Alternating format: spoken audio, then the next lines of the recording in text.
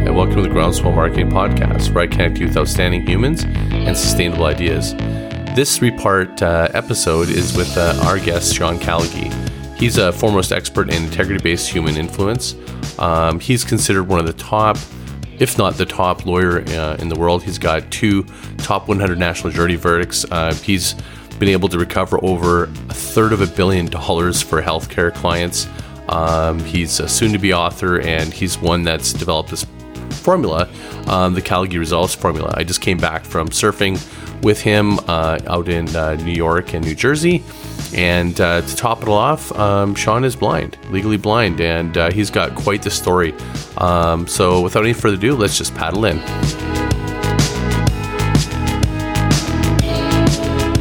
Okay, so this is really this is a sales formula, to be clear. Yeah. And I think this is the perfect segue to the next Influence Mastery. Influence Mastery. Yeah. And you said something really interesting there. Hello to yes. Yeah. It's like before we kind of go into Influence Mastery, tell us a little bit about hello to yes. I think that's a really powerful statement. I understand that might be the working title of your book. Tell us a little bit about the book and where this sort of fits in, because this isn't just like a system. This is a book. This is like going to be a podcast. Like this hello to yes is like I feel like it's the lightning rod, the hammer that's going down that's really going to connect with people. Because this to me is what I got most excited about, to be honest with you. The rest is discovered. This is what I got excited about. Yeah, no, me too. And thank you. And Scott, the most attainable superpower that a human being can develop is the ability to influence other people with integrity. The ability to go from hello to yes. When I first discovered this was at the age of 27, when I was in deep debt, scared out of my mind, about to start my own law firm, and realized that selling was an access to financial freedom in a capitalist system. I was sick and disgusted and wanted nothing to do with it. And once I reframed selling as this, educating people about your message, having them hear it, accept it, and act upon it, and it's all it was. Educating people with integrity, having them hear it and accept it and act upon it, it changed my life forever. And I realized that this was everything. And I thought about few people know this, when after we won the Revolutionary War, our country, the United States, almost ended because the soldiers hadn't been paid. And George Washington had to convince the soldiers not to march on Congress, the Capitol, and destroy the country. And his ability to go from hello to yes with these people changed the course of world history. It was the same model. When Oprah held a microphone for 30,000 people, she said there were specific reasons for it, and it was the exact same thing as going from hello to yes. Paul Revere, few people know this. Malcolm Gladwell talks about it, I think in The Tipping Point. The night that Paul Revere wrote out to tell people the British were coming and wake people up, somebody rode off in the other direction and woke up no one. If Paul Revere hadn't had the ability to go from hello to yes with people, the world would be different. Everybody who's listening to this has massive success in their life. I believe that wholeheartedly. If somebody has never made more than $40,000 in a year, they still have massive success in their life in a variety of categories. And that success is rooted in core part at their ability to go from hello to yes. So first, that access was clear to me like an atomic bomb, that the ability to go from hello to yes is really everything. It's what generates leadership, people working for you, people working with you, people going on a date with you, people marrying you, how much money you make, how many sales meetings you have based on the ecosystem mergers that you create, the frictionlessness you have, the ability to collect money from people that owe you money. All of those things are hello to yes. The ability to keep your kids from using drugs or making the best decisions and everything, hello to yes. So hello to yes is about influence mastery. Yeah. And when we talk about it and we say sales, somebody in there is going, oh, fuck, I hate sales. Yeah. I do not like it. It scares me, or I'm overwhelmed by it, or I don't want to be swarmy. Yeah. Tell me why this is different than everything else I've heard. Sure. I was there. I felt every one of those feelings at the deepest level. I couldn't think of anything more disgusting. I went to law school because I wanted to make a living after baseball didn't work out, not because I want to be a lawyer particularly. And then I'm like, I have to sell? I thought I just worked really hard. I researched better than everybody. I'm the best lawyer, and then I make money.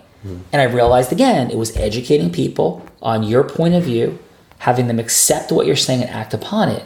And it has nothing to do with manipulation, has nothing to do with deception, not true sales. Some people use those things and call it sales. That's not sales. That's lying, cheating, stealing, manipulating, defrauding. So for those out there that feel that queasiness and uneasiness, there's exercises in self-mastery that you can do, shifting the meaning of sales to you and your limiting beliefs around it, using pain and pleasure to help you shift, because that knowledge, that association of sales being the things you just said, Scott, for people will destroy their financial life. I have come to love sales, honor sales. I could not sell a thing I don't believe in. I think I am world-class and absolute master at selling those things that I do believe in. And I will only sell what I believe in. I communicate? So if someone's listening to that, do you think that they're going, oh, okay, I'm good. I now you've said that, I'm ready to go. So what's going to get them to move forward with this? Sure. What are the things? Because I look at like when I talk to people about sales, and the one thing that I'm not saying that even remotely using your skill set of what I'm just learning now, but what I have done is I've gone, don't look at selling, look at serving. Yeah. Don't look at getting them to buy, try to get buy-in. Don't look at trying to show up and try to persuade them per se. Try to bring them value, because if you bring value, you try to serve, not sell. You try to get buy-in. You're focused more on. You feel like you're confident because you're showing up to the relationship, and you're kind of sharing. You want to help them. And then that changes the dynamic and the power structure of this sort of ongoing communication. How does this fit in? Because I think this has elements to that, but I think this is way more advanced. Tell me why. So I'm going to distinguish between, and what you're sharing is brilliant and wonderful, and I'm going to distinguish between self-mastery and influence mastery. So how we relate to sales is our self-mastery. How we execute our sales is our influence mastery. So again, in the self-mastery, what I would suggest for anybody struggling with these issues is to literally look at what your definition of sales is, how you relate to it, and what your beliefs are around it. So somebody's beliefs might be sales is lying, sales is manipulating, sales is, and then I would ask this question of any limiting belief, is that really true? Is that really true? Is sales really lying and manipulating? Is that all it is? Could there be another meaning? So you begin to shift. And once you've identified that access for shifting, I would literally write down what maintaining the belief you currently have with sales is going to cost you, and creating massive pain. It costs you today, 6 months, 1 year, 5 years, 10 years, on your deathbed, what it's going to cost you. And then I would shift it into a new empowering belief. So my new empowering belief, I keep saying it, became that sales is educating people on your point of view, having them hear it and take action upon it. So repeat that again. Sure. So sales is, for me, for you, I offer this access. It's educating people on your point of view, whatever that is about something. It could be about a movie. It could be about your product. It could be to go on a date with you, about your point of view, having them hear it, accept it, and act upon it. So you're taking what you believe, you're articulating it, they're receiving it and agreeing with it and acting upon it. That's all sales is. And that, so I don't think that takes care of it. People have to actually do the exercise that I just described in their self-mastery, list their limiting beliefs, and by the way, realize that this might be a key freeing access, Scott. This bullshit that we believe didn't come because it's true. It came from conditioning. It came from things people told us in our family, we saw in the news, archetypes that were presented in literature or through friends, all these different places. it has no basis in reality. And the question I ask to everyone about every belief they have is, does that belief serve you? So salespeople are swarming. Okay, does that belief serve you? Is it really true? What's that belief going to cost you? And once we go through the pain exercise that I described before, then say, what is the new empowering belief? And then put frames of reference beneath it. So, educating people. Yeah, I guess, you know what, Scott? You were a really effective salesperson when you sold your kids on doing their homework. When you educated them and they heard it, they accepted and did it. You were really effective when you work with that great client that you did such a brilliant and beautiful job for, designing their entire marketing campaign and rebranding. Yeah, you were great when you taught that person to surf and when you taught that person, right? And you begin to put frames of reference underneath it to instill it. Mm-hmm. And then when it comes up, you go back to your pain and you go back and forth. So that's a brief, I mean, we could do that for an hour actually, but that's a brief introduction into how self-mastery and limiting beliefs can be utilized to create access to new empowering belief about sales. Fair? Very fair. Okay. So then the second part is when we move into our influence mastery and we realize the process of going from hello to yes needs to be some mechanism that's consistent. And my access to this entire formula, which I could have said earlier, so my access to this entire formula was when I first started going to personal development seminars. I was like, why are these people coming here all the time and not accelerating and moving forward in their life? I didn't like that. And like, that's not my problem. It's not my business. And maybe they were happy. But for me, it was like, it seems like they want to make more money and they keep saying they're really happy, but they're not making more money. That bothered me. Mm-hmm. So I started to think of why they weren't. And that was the beginning of me developing the influence mastery model. And when I start to think about it is they're getting great information, they're getting great tools in self-mastery, but they're not getting the influence mastery approach, and something is breaking down. So I also began to think about, as I developed my model of influence mastery, which is originally was 4 steps, I kept innovating. I believe in constant increase of mastery. I believe in constant innovation. So my approach was like, how do you create the most assured success at each step? So what we're going to talk about in a moment is 20 years of innovating, actually 22 years of innovating and increasing levels of mastery to the point that I will drop the mic and say, I am on a neutral set of facts, the best influencer in the country. I don't think there's any lawyer that could beat me on a neutral set of facts that are true, right? I can't represent, I put videos that say, I don't want to represent you if you're a liar. Mm-hmm. I put out bets and said that I could out-influence Grant Cardone for $250,000 for charity. And I say that with humility, but truthfully. I love to compete. It's a game. Mm-hmm. I'm not saying that pridefully, boastfully. I'm like, maybe I get my butt kicked.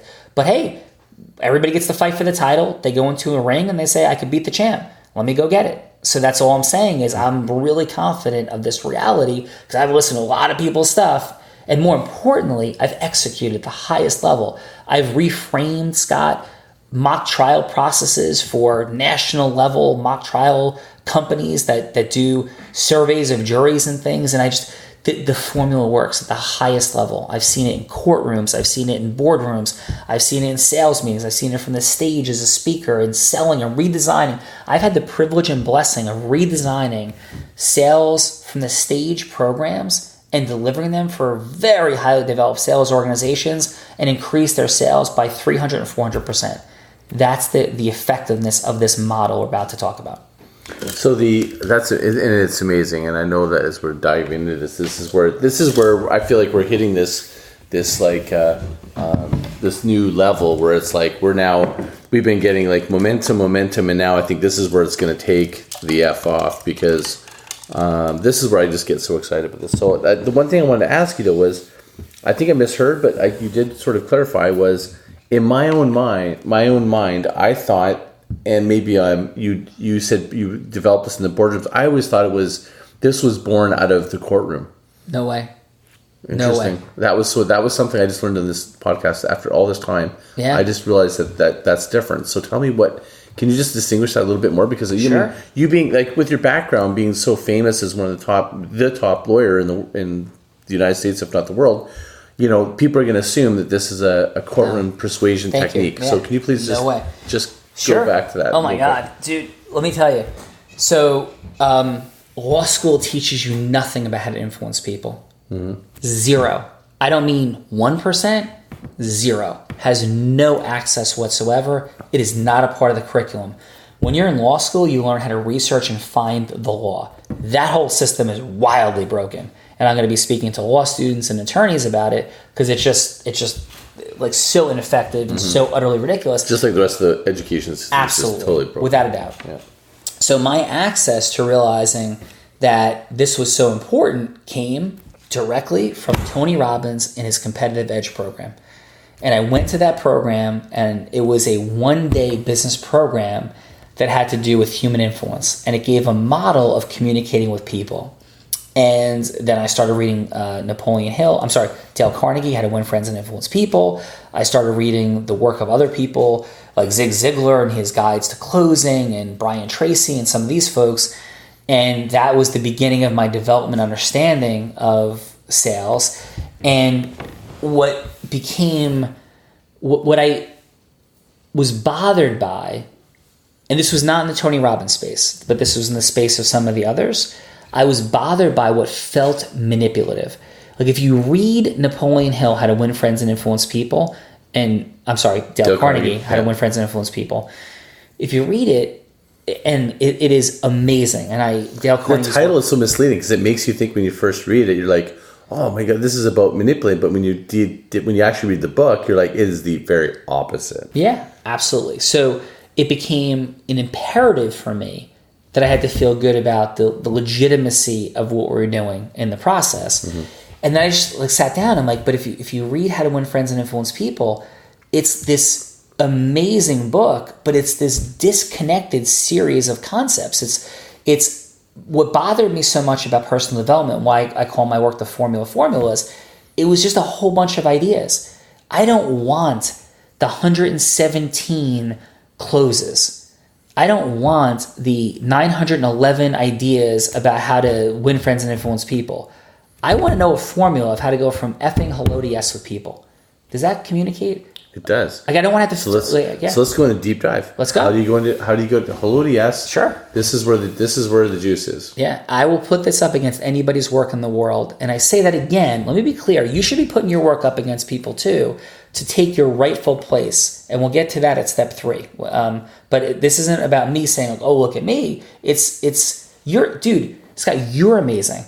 The work we've done and the things I have seen are absolutely staggering and mind-boggling. Your ability to understand, dissect, your model of branding, marketing concepts, phenomenal. The world, how I would potentially coach you a little bit is to say, I don't know that you own that and project that and say that to people. And if you're not, then how is anybody going to know? So now you may have just heard me say, oh, so this is about being boastful. No, it's about you not being anything more than you are, but not being less than you are. And here's the drop the mic part, and you're going to see how the steps work right now, is it's also about taking people into their greatness first. So then reciprocally, when you take your turn to share who you are, after you've deeply listened to the other person with incredible love and empathy, then they're going to be excited to hear about you stepping into your greatness. So here we go. Step 1 is the building of emotional rapport.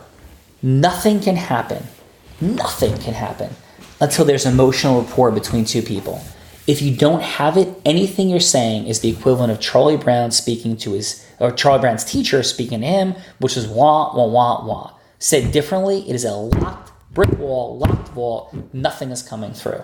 We have to open up with emotional rapport. I cringe when I watch and listen to salespeople talk and go, oh, hey, Scott, I see you like hockey. And that's a typical sale. Look around the office, pick something out, and talk about it. That's a fairly typical sales process. Would you agree that somebody might suggest? Maybe an amateur one, yes. Yeah, amateur, but I've heard lots of people do it to me all the time. Mm-hmm. So the building of emotional rapport has to do with realizing that everyone wants to talk about exactly what they want to talk about. but you never want to guess. So say it again. Everybody wants to talk about exactly what they want to talk about, and you never want to guess what that is. I never guess. So the emotional rapport building process. Now I do caution this. This conversation is 30 hours of content. We're going to compress into a few minutes. So I'm going to give a quick overview, but I could talk about this for 30 hours. So step 1 is the building of emotional rapport. It opens up the lines of communication. There's 4 steps. This is step 1. And there's 10 elements that need to be present during each step. So we'll get to the elements in a moment. Before we move past rapport, how do you know that you have rapport? Sure. Because you're generally following it, but you just want to be sure before you proceed. You're like, look, I need to. Dude. What's the indication? There's 5 questions. Because you blew my mind when we were talking about voice, tonality, all this kind of stuff. So is that play into this, or is it just okay? Yeah. Go. But there's 5 questions, and this will get you emotional rapport 100% of the time. Okay. And I say there's no 10s. I'm saying this will get it 100% of the time. Where you been? Where are you? Where are you going? What's working? What are the challenges? Where you been? Where are you? Where are you going? What's working? What are the challenges? Hey Scott, where'd you grow up? Calgary, Canada. Cool. You just told me that you're not sure you want to really talk about Calgary, Canada, and it's like, like there's something there, but it's not like something you're dying to tell me about. Okay, that's what I just heard at level 5 transformational listening. So what was growing up in Calgary like? It was like neutral enough that it might be worth another question. What was growing up in Calgary like? It was cold. Yeah, so that's 2 answers in a row that you're giving me no information. You don't really want to talk about it, right? So, and you went to high school. Where'd you go to high school? In Calgary. Cool. And what'd you do next? Went to Hawaii. Okay. So you've given me flat. Do you feel that? So that could be because we're on a podcast. It could be because there's a little discomfort.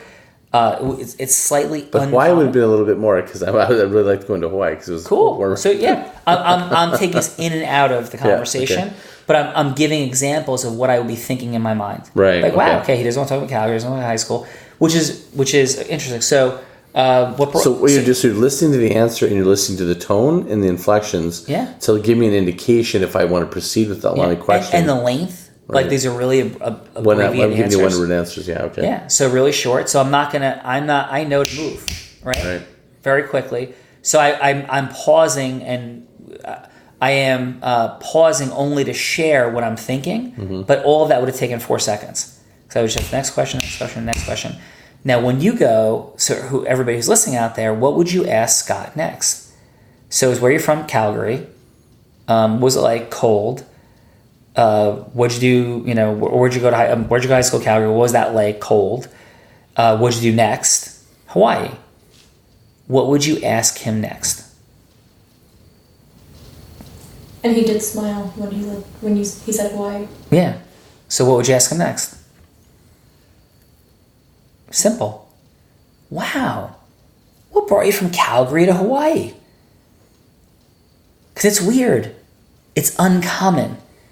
And we're building emotional rapport. We're looking for anything, ready, that is sequentially interesting, anything that's factually or sequentially interesting, any energetic response in any way, or any vocal quality shift.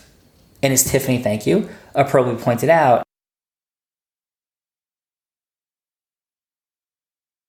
what brought you to Hawaii? Well, I was following my dream of... Done. That was it. So I opened up a longer conversation. Yeah. Which, by the way, if you didn't catch this at the beginning of the podcast, because now we're probably broken up into a couple of clips, is across the table with Sean is Sean is blind. So what's been impressive about me understanding this process is that he doesn't have the visual cues. No. He's basically having these incredible breakthroughs without that, which has probably created this mastery of really honing in on the type of questions, the tonality, and this process. Am I right, or 100%? Yeah, thank you. And so, and it has for sure. But think about what just happened. I have such absolute certainty in this process that I know, and I heard we have gold because I heard the words you said. First of all, you changed the pattern you're speaking. Mm-hmm. You said more words, and then you said the word dreams. I mean, ready? If we were alone one-on-one and really going through this process, I would give it a 95% chance that if we're alone one-on-one, that you would be brought to the edge of tears in this conversation. And if you don't cry frequently, I can't guarantee you would have cried, but you would have come close and been filled with emotion. That's the power of this process.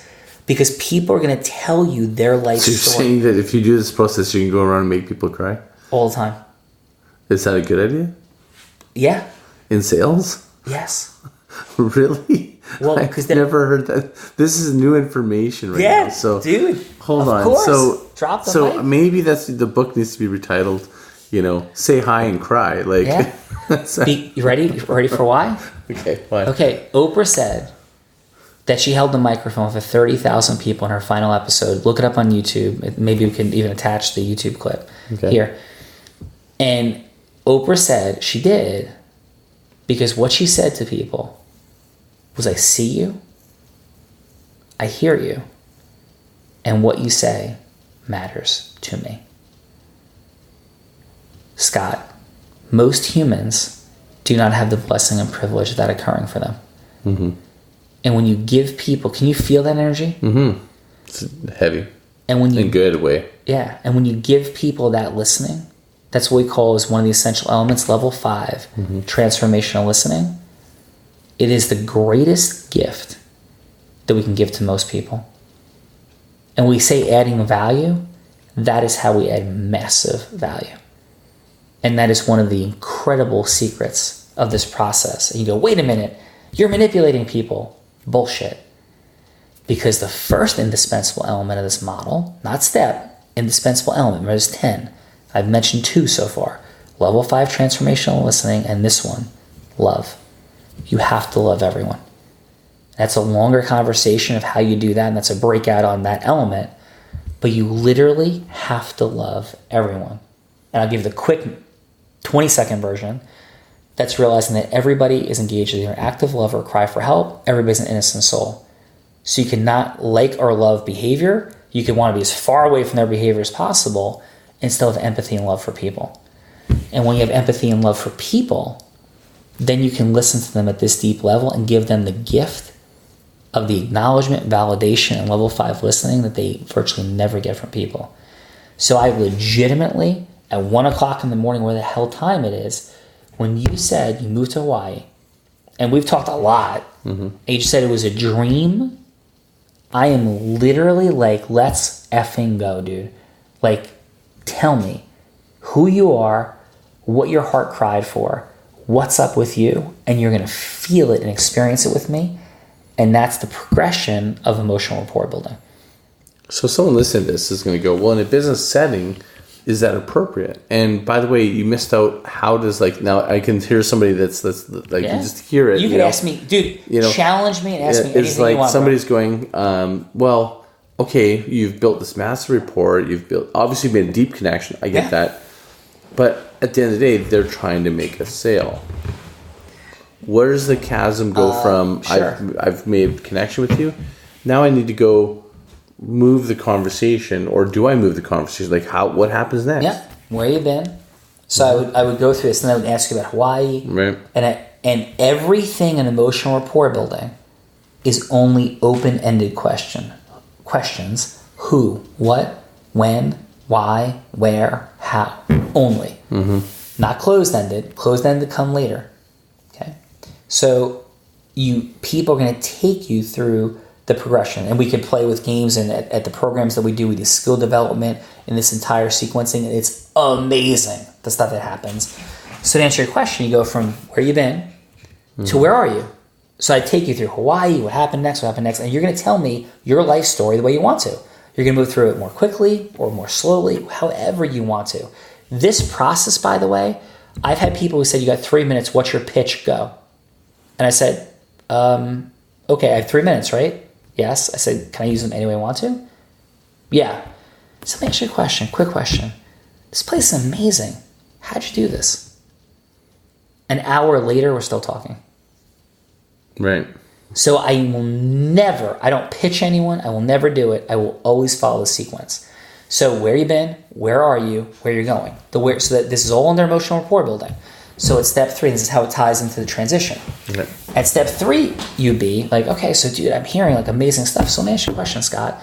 Got so much cool stuff going on, the podcast, and you're in the Tony Robbins ecosystem as a platinum partner. You're getting these amazing guests, and you have this mission of creating a groundswell for good and tsunami of stoke and amazingness. Like, where do you go from here? If you could have it all your way, where do you go from here? That would be a question. Mm-hmm. You'd answer it, right? Right. And I would say, awesome. So like, what's working towards that outcome? And so what are the challenges? And you're framing this transitional piece. You want to know people's challenges and what's happening into step 2.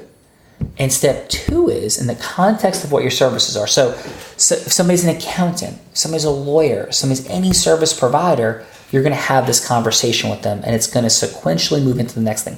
I've trained people from all sorts of service-oriented professions, and all of this always works at an optimal level. So the question is going to become, so what is, the second question is clarifying people's pain and yes strategy as it associates to whatever it is that you do. So you're in marketing, for example, right? Mm-hmm. So let's say that you're communicating with me, and we go through a whole progression. I'm like, yeah, dude, I've just had so much. So what's working is I have all this acceleration and relationship capital, and been, really doing some amazing cool stuff, and blah, blah, blah, blah. So then you're like, okay, what are the challenges? Challenge I do every time I try to work with somebody who's an outside marketing company, and it's important for us to partner with them. Like, they don't follow through, they kill us, they're not doing their job, they don't know what's going on, it's driving me crazy, right? So now at step 2, you'd be like, so wow, like, it sounds like this is really painful. Yeah, dude, it's super painful, it's amazingly painful, drive me completely crazy. And like, so Sean, like, you'd be asking me, what's going to happen if you don't get this resolved? Like, I get it that you're upset about it, but is it really that big a deal if you don't end up running this event and relaunching your training development company and building a law firm on top of it and doing all these things? Like, so what? Who cares? You have money and you have a beautiful beach house and you have fun surfing. No, it's not really a big deal, is it? So at step 2, you're going to go through a progression of figuring out, and I'm like being a little tongue-in-cheek with it, so I was a little bit looser than we'd actually be. Mm-hmm. But you're going to create an association to massive pain of not moving forward and solving the problem that's related to what you can solve.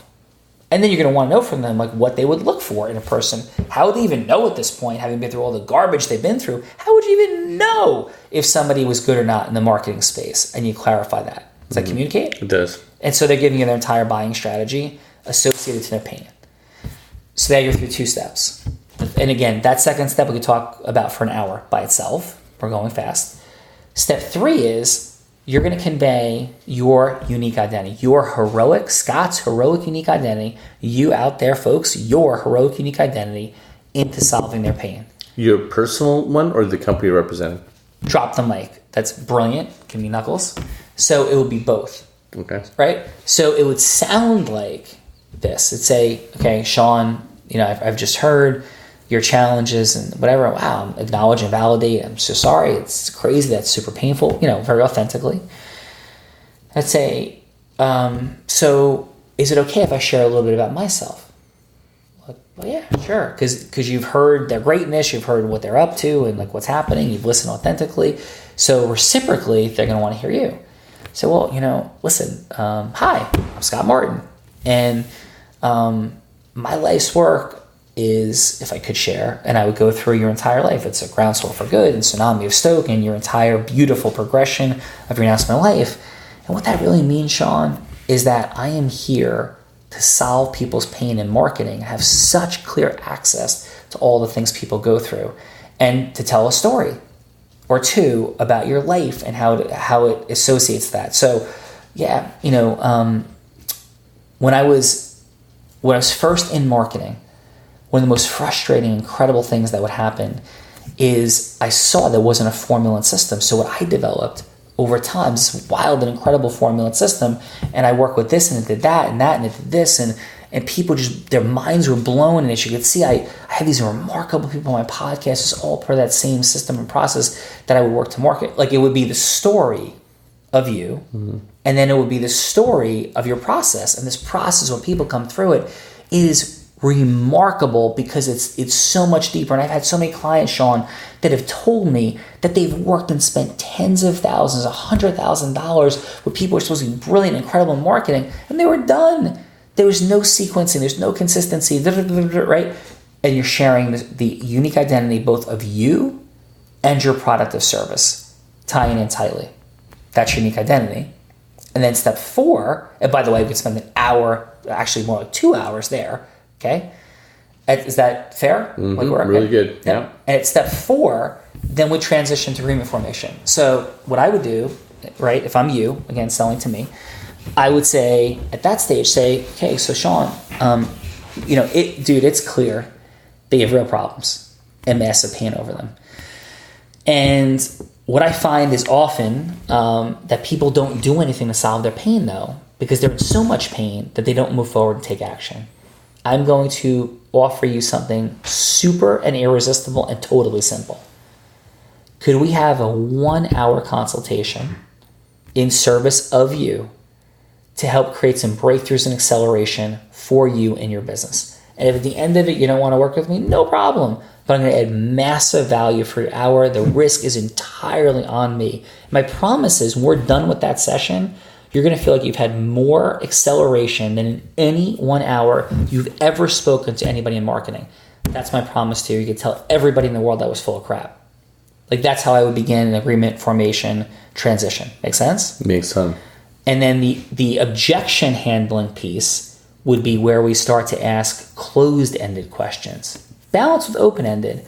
But does that sound good? And how do you feel about that right now? It's open-ended. How do you feel about that? Get some feedback. And I would be listening deeply at agreement formation for any shifts and challenges in it to ask more questions. So someone's like, well, it sounds pretty good. I just got to talk to my spouse, right? That's an objection. Mm-hmm. That's not a yes.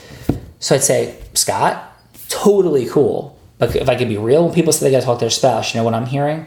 I'm hearing, no, I'm not comfortable for some reason because I just offered you a 1-hour free consultation.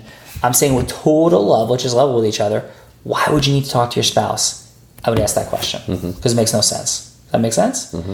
So agreement formation, again, we could spend hours in agreement formation, is the process of, with integrity, using closed and open-ended questions to handle all objections to get to the only effing thing that makes sense, which is I say yes to you, Scott, for a 1-hour consultation. I'd be ridiculous not to. I'm in pain over my marketing. You're saying free hour. How would I not want to do that? That's complete lunacy. And the only reason I wouldn't want to do it, drop the mic, here we come, is when we realize that in agreement formation, the only objection that people typically have, with minor exceptions, are emotional objections. They're never logical. Because logically, everybody listening to your podcast should line up to talk to you, Scott, about your marketing. Everyone, every day, in every way. Because you're a genius. And everybody wants to accelerate their marketing. So why wouldn't we talk to you? I agree. Right. It's emotional. They're afraid. I'm going to make a mistake. I'm going to get sold something. I'm not going to know what to say. I'm going to feel bad. Mm-hmm. Right? So your job, and your job for the folks listening out there is, because I am confident if you're listening to this, that you're phenomenal at doing what you do, and you want to create more access to it, or otherwise you wouldn't be finding Scott Martin's podcast and wouldn't resonate with you, his beautiful positive vibrational energy, is your challenge is that you're concerned with leading people to where you need to lead them, influencing them to where they need to go for them. And if you don't influence them, Scott, you don't influence them out there, folks, then you're doing a disservice to them, because they're going to end up not having their problem solved and probably ending up in the hands of somebody not going to solve it and create even more pain and enforce the limiting belief they already have that they can't ever solve their problem. Does that communicate? Makes me feel really confident about making myself want to do that. So yes. Yeah, boom. That's my job, right? Awesome. So there's the 4 steps. There's 10 indispensable elements. I'm not going to run through all of them, but the bottom line is these elements, the reason it doesn't have those 4 steps, the reason that they don't produce the desired outcome is because the 10 indispensable elements drop out, or you don't have the skill within those steps. That's why we have events that people come to develop those skills. But the 10 indispensable elements, if any of those drop out, you're also going to have a huge challenge. If you're not loving people, people are going to feel it. If you're not listening at level 5, people are going to feel it. There's a level -1, a level 0, a level 1, 2, 3, 4, 5 listening. And if you're doing any of the other things, at least if you're below level 3, you can have massive challenges. And most people live at level 1, believe it or not. Some people live at level 0. And when you're living at that listening level, massive challenges exist. Some people have no idea how to effectively use scarcity with integrity. Scarcity with integrity, quick access, means having not an attachment to the outcome where you're chasing and pursuing people. So their amygdala is activated and they think a saber-toothed tiger is going to come out and eat them. That's different than saying, hey, you know what? There's only one spot left for you. And it's not true. That's using scarcity, not integrity filled. So those 10 indispensable elements are absolutely critical. They include congruence, matching and mirroring, and there's enormous mastery components to each of them. When all that is put together, all of it in a 9+ level of skill development mastery, it is insane the acceleration that happens. The Callagy Results System, a force multiplier for human and sales results. Is that what that is? That is what it is, sir. It is a force multiplier for sure. And I'm immensely grateful for your listening and for the folks out there. I can't tell you how thankful I am. This is my life's work, and I certainly make money from doing it without a doubt. But the heartfelt part of this mission and freeing people from pain and empowering them and then putting it on them. It's then on you. Now you know you have full access to all the tools you need to accelerate your business and work the amount you want or not, have the magic you want. That's a pretty cool space to be in. The playing field is leveled. We've overcome the flaws in the educational system and people are on, and that's exactly what it is. Sean, thank you so much for being on the show. That was unbelievable. 3 hours of content. I've never done this before, but this deserves such an in-depth review. I think this is going to be one of the most listened to series of all time. Let's just put that there right now. And thank you again for being on the show. We'll have all the links to get all your contact information on the show notes. But thank you so much for being on the show. Scott, amazing. And people should know that you are an incredible person. They should be listening to this, working with you, and also they should go surfing with you because that was a remarkable time. So thank you. Awesome. Well, thank you everyone for tuning in to another episode of the Groundswell Marketing Podcast. You can reach me with your comments and any ideas you have always at scott@groundswell.marketing. Please leave some stars, leave some comments. I want to hear back from you. Until next time, mahalo.